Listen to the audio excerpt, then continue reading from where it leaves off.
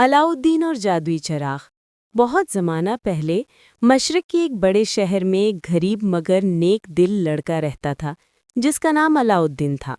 اس کے والد ایک درزی تھے جو کئی سال پہلے فوت ہو چکے تھے۔ علاؤالدین اپنی ماں کے ساتھ ایک چھوٹے سے مکان میں رہتا تھا۔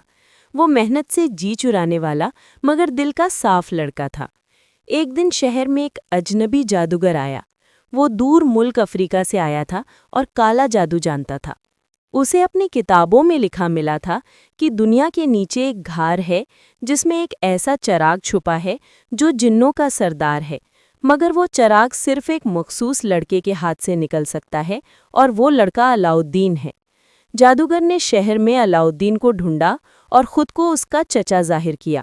اس نے علاؤالدین سے محبت جتائی اور کہا، بیٹے، میں تمہیں ایک خزانہ دکھانا چاہتا ہوں جو تمہارے مقدر میں ہے۔ علاؤالدین سادہ دل تھا، وہ مان گیا اور جادوگر کے ساتھ شہر سے دور جنگل کی طرف نکل گیا۔ جادوگر نے وہاں زمین پر ایک نشان بنایا، کچھ پاؤڈر پھینکا اور منتر پڑھا۔ زمین لرزنے لگی اور ایک غار کا دہانہ کھل گیا۔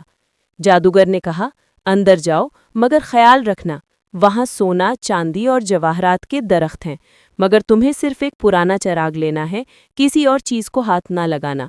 علاؤالدین غار میں داخل ہوا اور حیرت سے دیکھتا رہ گیا۔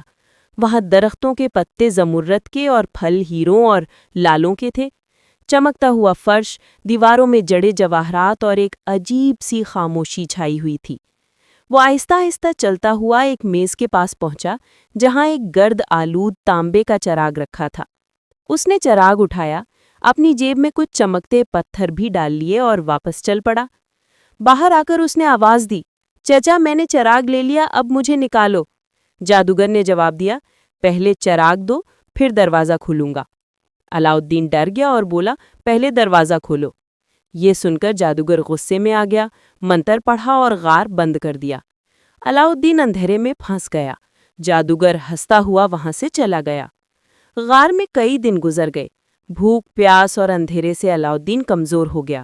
ایک دن اس نے چراغ پر جمی مٹی صاف کرنے کی کوشش کی اور جیسے ہی اس نے چراغ رگڑا، اچانک دھواں اٹھا، روشنی پھیلی اور ایک بڑا نیلا جن نمودار ہوا۔ جن بولا، میں چراغ کا غلام ہوں، اے میرے مالک، کیا حکم ہے؟ علاؤالدین حیران ہوا مگر ہمت کر کے بولا، مجھے اس غار سے باہر نکالو۔ جن نے کہا، جیسا حکم۔ پلک جھپکتے ہی علاؤالدین اپنے گھر کے سامنے تھا۔ علاؤالدین نے اپنی ماں کو سب کچھ بتایا۔ ماں نے چراغ دیکھا اور جب اس نے صاف کیا تو جن دوبارہ ظاہر ہوا۔ جن نے پوچھا، اے میری مالکن، کیا حکم ہے؟ علاؤالدین اور اس کی ماں گھبرا گئے مگر پھر جن سے کھانا مانگا۔ جن نے چند لمحوں میں ایک شاندار دسترخوان لا کر رکھ دیا۔ اس کے بعد سے ان کی زندگی بدلنے لگی۔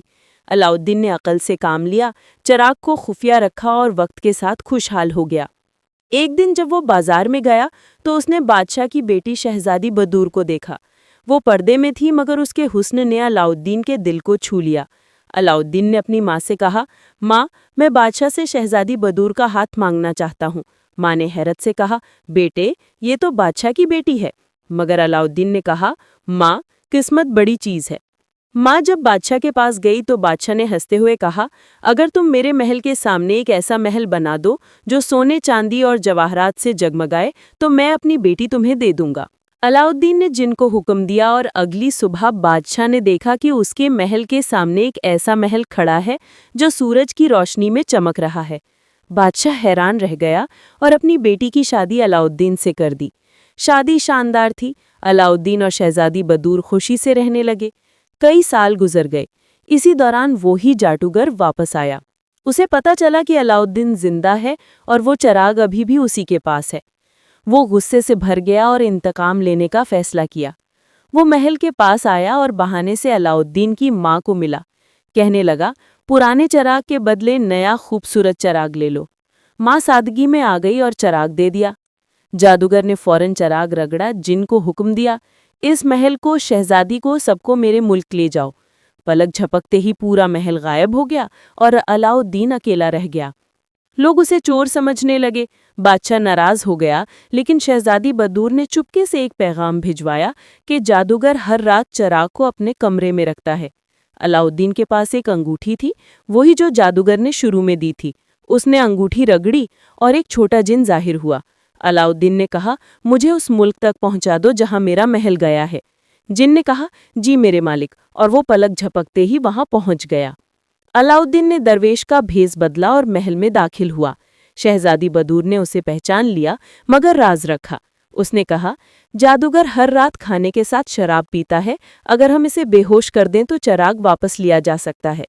रात को शहजादी ने जादूगर को मुस्कुराते हुए कहा, आज मैं खुद तुम्हारे लिए खाना लाई हूं, ये हमारे मुल्क की खास शराब है। जादूगर ने खुशी से पी ली और थोड़ी देर में नींद से गिर पड़ा। अलाउद्दीन फौरन अंदर गया, चराग उठाया, उसे रगड़ा, नीली रोशनी फैली और जिन जाहिर हुआ। अलाउद्दीन बोला, ये जादूगर जिसने हमें कैद किया है, इसे खत्म कर दो और हमारा महल हमारे शहर में वापस पहुंचाओ। जिन ने फौरन हुक्म माना। जादूगर खत्म हो गया और लम्हों में पूरा महल वापस अपनी जगह आ गया। बादशाह, शहजादी और सब लोग खुशी से झूम उठे। कुछ साल बाद जादूगर का एक भाई आया जो इससे भी ज्यादा जालिम और काला जादू जानता था। वो एक बूढ़ी वलिया औरत का भेस बदलकर महल में आया। शहजादी ने उसे नेक समझकर महल में जगह दी, मगर अलाउद्दीन ने जिन से तहकीकात करवाई और पता चला कि वो जादूगर का भाई है। अलाउद्दीन ने जिन को हुक्म दिया और उसका भी अंजाम करवा दिया। इसके बाद अलाउद्दीन ने जिन से वादा किया कि मैं तुम्हें कभी गलत काम के लिए इस्तेमाल नहीं करूंगा और चराग को हमेशा हिफाजत से रखूंगा। जिन ने कहा, तुम वो इंसान हो जिसने ताकत के बावजूद इंसाफ किया, तुम्हारा नाम हमेशा याद रखा जाएगा। बादशाह के बाद अलाउद्दीन ने सल्तनत संभाली। वो इंसाफ पसंद, रहमदिल और अक्लमंद हुक्मरान बना। शहजादी बदूर के साथ उसने बरसों खुशी से हुकूमत की और उनका ज़माना रोशनी और अदल का दौर कहलाया। 1. अक्ल, सब्र और नेकी हमेशा कामयाब करती है। 2. लालच और धोखा अपने ही अंजाम को पहुंचते हैं। 3. ताकत और दौलत नेमत हैं, मगर इनका सही इस्तेमाल ही असल जादू है।